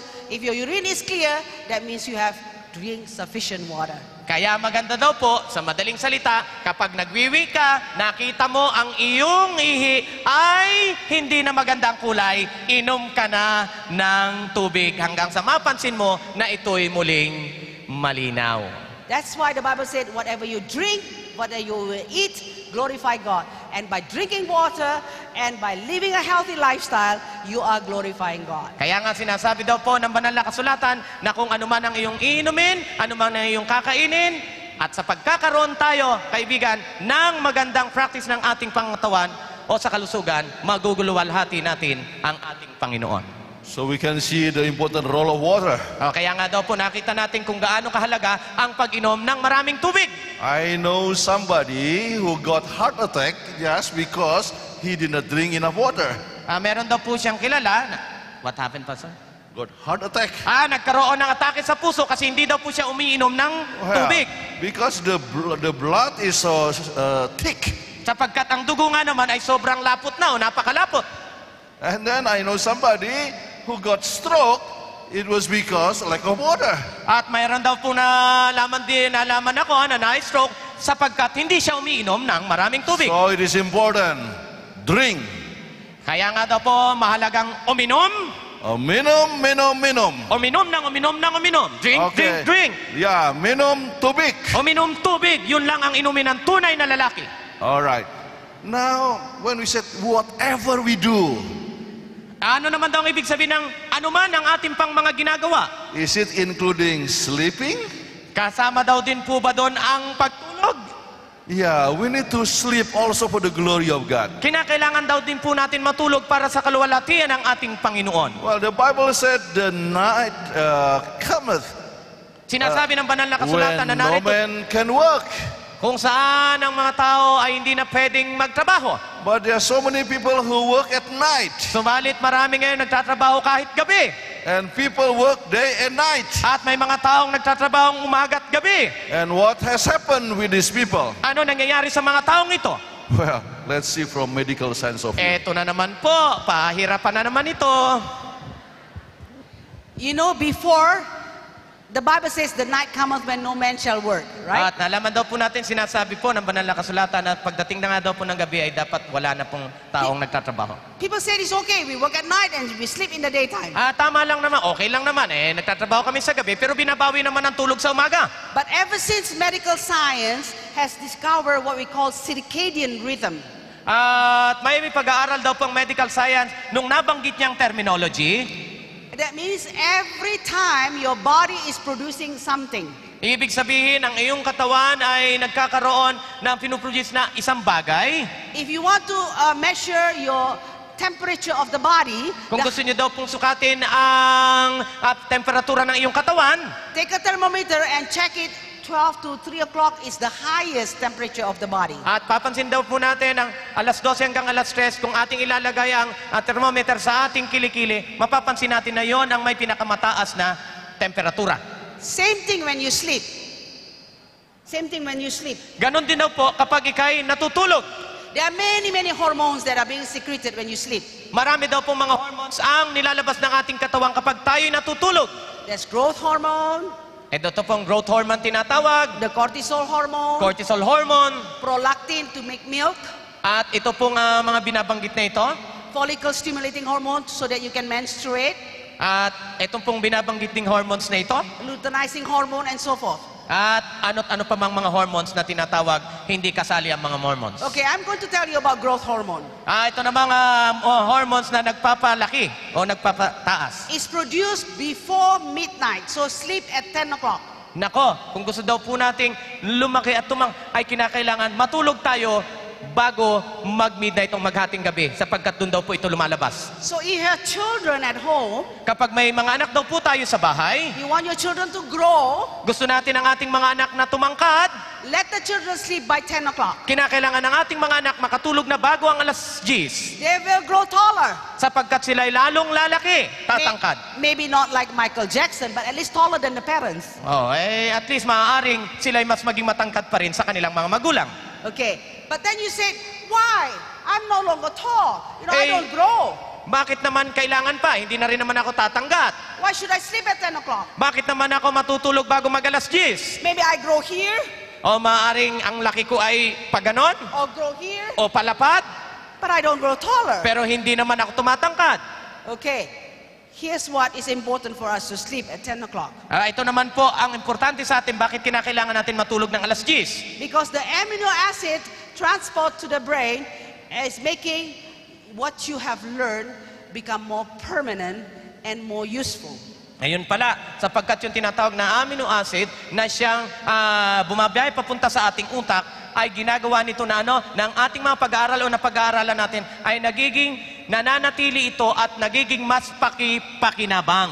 So if your young people, your children who are studying for exam, don't let them study until 2 o'clock in the morning. Sleep so that whatever they study becomes more permanent. They can remember more when they sleep at 10 o'clock. Kaya sa mga may nag-aaral daw pong anak, huwag niyong hahayaan na kahit may mga examination, ang inyong mga anak ay aabot ng kanilang pagre-review ng alas 2 sapagkat lalong wala po silang masyadong maaalala. If you don't sleep at 10 o'clock because that's the maximum excretion of growth hormone, then because growth hormone is not being produced, it impairs the production of the cytotoxic T cells. Kapag daw po tayo ay hindi matutulog ng alas 10, sapagkat doon daw po dapat nagpo-produce ang growth hormones na ito, ay lalo nitong pinapababa ang produksyon ng bagay nito at lalong hindi nagiging maganda ang ating mga pangangatawan. These cytotoxic cells will eat up the cancer cells. So, Ayun nga daw pong cytotoxic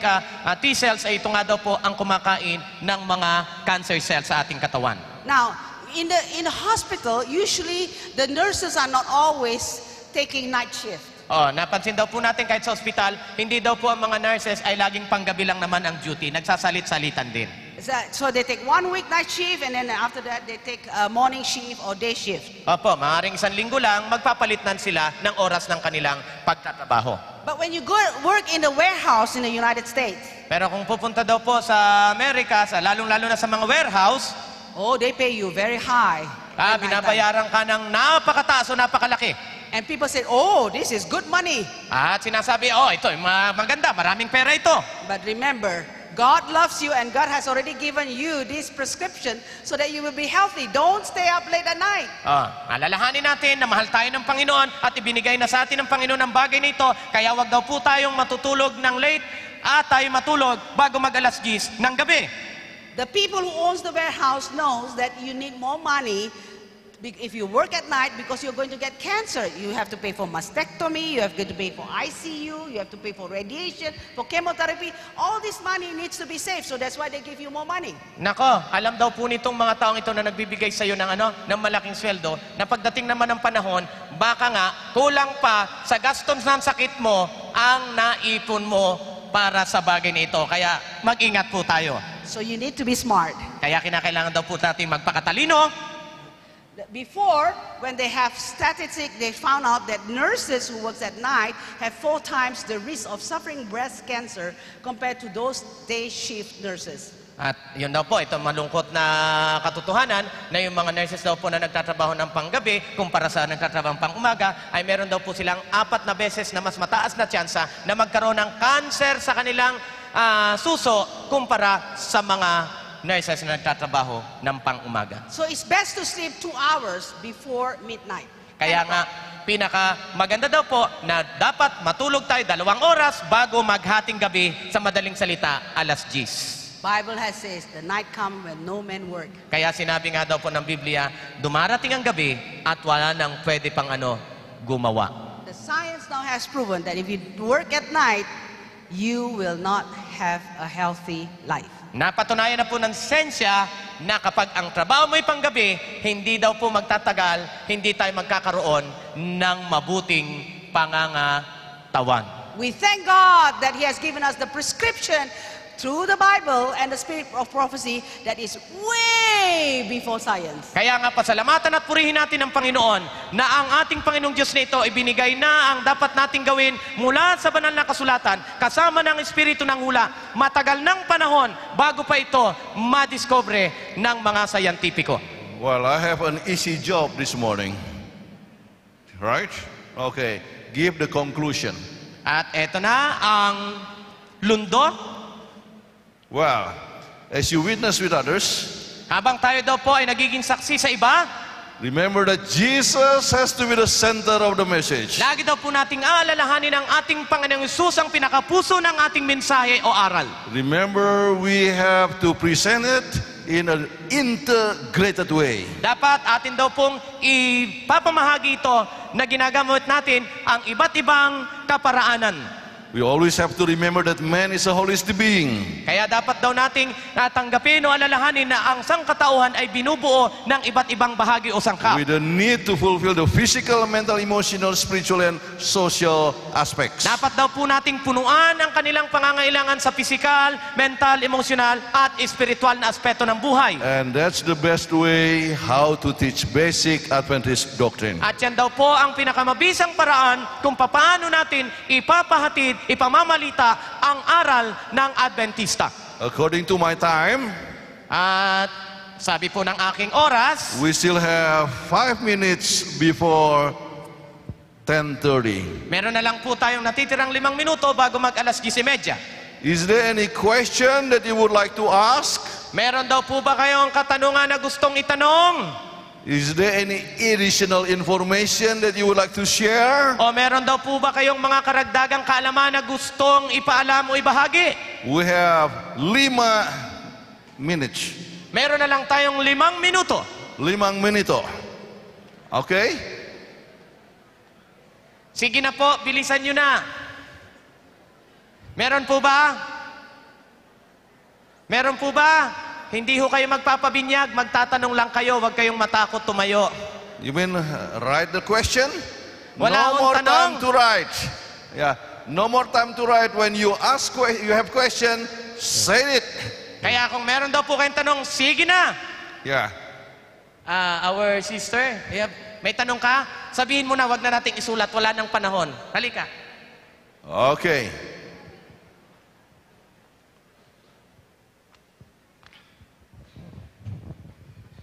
We have products like spirulina, chlorospirulina. Chlorospirulina is equivalent, according to the studies, chlorospirulina is equivalent to 1 kilogram of variety of foods, the 5 colors, 5 kinds of fruits. So is it okay to take 1 tablet of chlorospirulina if we will not be able to eat 5 kinds of fruits or vegetables or 5 colors to Okay. Pastor Raf? Apparently the question is for my wife. All right.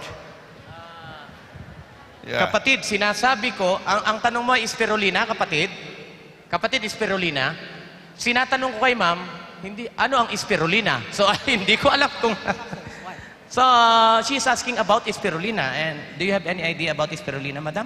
Let me tell you, there are many, many things that are being sold out in the world that is actually not so useful to you.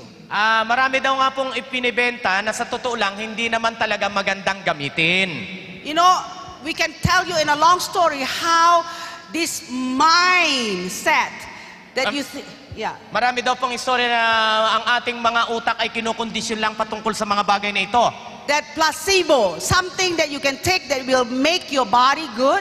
O, kagaya daw po ng placebo na pag ininom mo ay talagang gaganda at lalaki ng iyong katawan.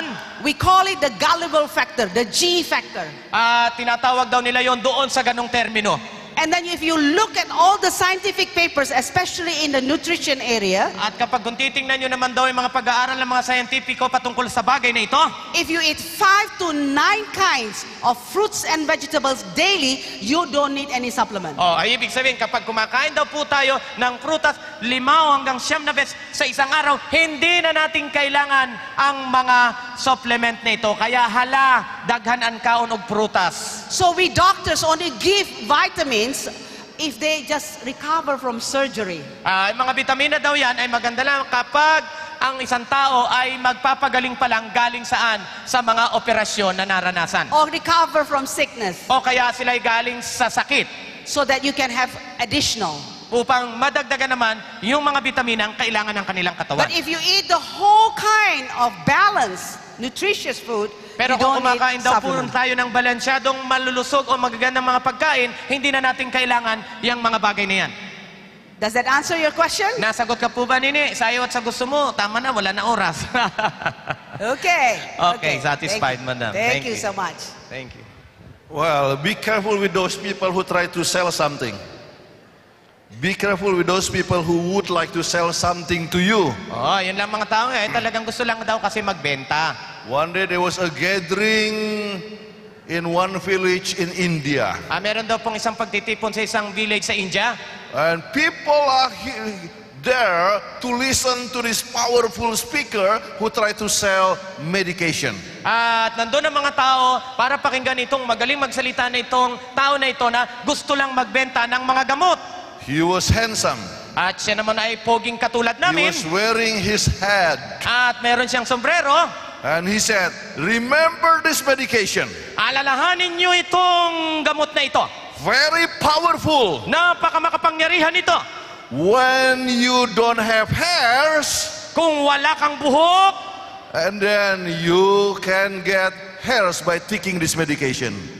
magkakabuhok ka pero kailangan mong bumili nitong gamot na When ito. you have white hair, Kung may puti at may uban ka na, and you will get black hairs when you take this medication. pag inom mo ito ang imo buhok dong. So remember, when you are bald, your hairs will grow. Kapag ikay may sakit na HIV, hair is vanishing. Many people come like to buy, At maraming mga taong pumunta at gustong bumili. and then there was a wind blowing, At ang hangin ay biglang umihip. and then his head was blown At away. ang kanyang sombrero ay pinadpad. People look at him. Tiningnan yung nagbebenta. He was bald. Kalbo naman. All right.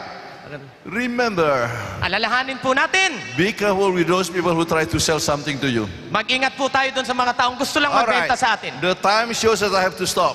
Ang sinasabi po ng aking oras, kinakailangan ko ng huminto. Oh, apparently there's one question. Pero may tanong na ito at unsa man ito? This is Bisaya, Tagalog o English? the only written question that we can answer because of the time. What can you say about acupuncture? Acupuncture. Well, yeah, health department will give the answer. Yes, acupuncture has been believed that it will kind of relieve the pain. Ito daw po ang acupuncture. Kapag ginawa daw ito, ibig sabihin, mawawala daw po yung mga karamdaman o sakit na nararamdaman na yung katawan. So there are times when we do operation using acupuncture instead of anesthesia. May mga pagkakataon naman daw po na sa halip na anesthesia, ang ginagamit namin ay acupuncture. Yeah, but it is not a panacea. That means it doesn't solve all the problem. Pero hindi daw po ito magbibigay lunas sa lahat ng problema. So, a lot of people choose to have acupuncture rather than anesthesia because they think that acupuncture has lesser side effect. Pinipili daw ng mga tao ang acupuncture sa halip na anesthesia kasi iniisip nila na mas konti ang side effects na binibigay ng acupuncture kaysa sa anesthesia. Yeah. You know, there are meridians and lines that are so different than the physiological of the body. Marami daw pag-aaral na yun na iba naman ang sinasabi ng mga physiology nag-aaral patungkol sa katawan. Let me tell you, there was one patient that they use the acupressure, the pressure where the acupuncture works. Meron daw isang pasyente na sinubukang pisil-pisilin nga itong bahagi ito ng kamay o ng katawan. So they press on this area At habang kanilang pinipisil itong bahaging ito, between the first and the second finger. Dito po sa bahaging ito ng katawan na ito. And then the acupuncturist said, "Oh, you have liver problem." At sinabi ng acupuncturist, meron kang Liver problem. liver problem, o problema doon sa liver. So they said, Liver. "Okay, wait a minute. Sandali lang daw. Okay, let me use the technique of Lamaze that she, try to breathe so you divert the attention so that you don't feel the pain." O kaya nga ikaw ay hihinga ng parang hingal para hindi mo maramdaman ang sakit. It's the Lamaze method that you use when you are delivering a baby. Ito daw po ang kaparaanan na ginagawa habang ikaw o yung mga babae kapag sila ay manganganak. So when the acupuncturist press this acupressure until he like that, but because this patient used the Lamaze method, she didn't scream. Dahil ginamit nga daw nitong pasyenteng ito o itong Lamaze pressure na tinatawag, ay hindi po siya huminga o hindi siya sumigaw. So then the patient said, "Where is my liver problem now?" Sabi ng pasyente, nasaan ngayon ang problema ng aking atay? So again, it's not been scientifically proven. So hindi daw po napatunayan ito ng mga siyentipiko. Kaya mag-iingat po tayo. I hope this answers your question. At sana may oras o wala, ay sa iyo at sa gusto natin wala na tayong oras. Yun na lang yun.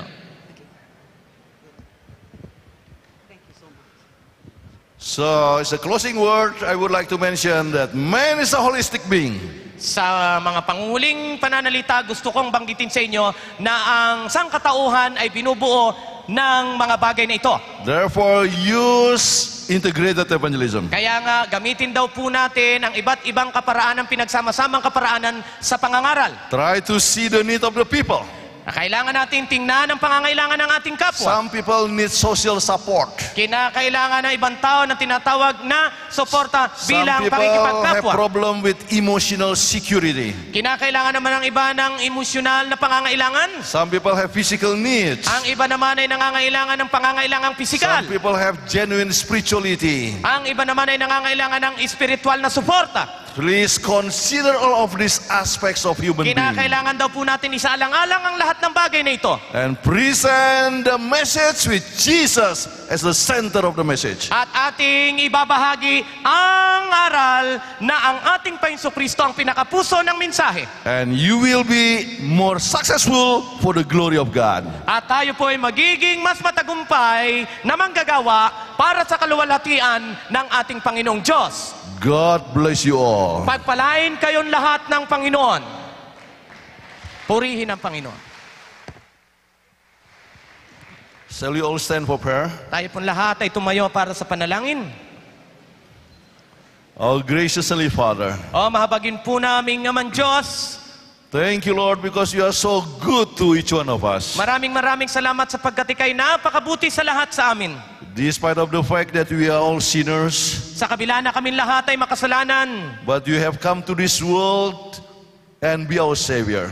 At kami may nandito ngayon sa sanlibutang ito at tinanggap ka namin bilang, o ikaw pumunta sa sanlibutang ito And at ikay aming naging tagapagligtas. And you give us the opportunity so that we can share the goodness of salvation with others. At binigyan mo kami ng pagkakataon upang aming mapamahagi ang mabuting pabalita. Help each one of us, Lord, to be guided by the Holy Spirit, Tulungan mo ng bawat isa sa amin ay mapatnubayan ng banal na Espiritu so that we can live according to your will.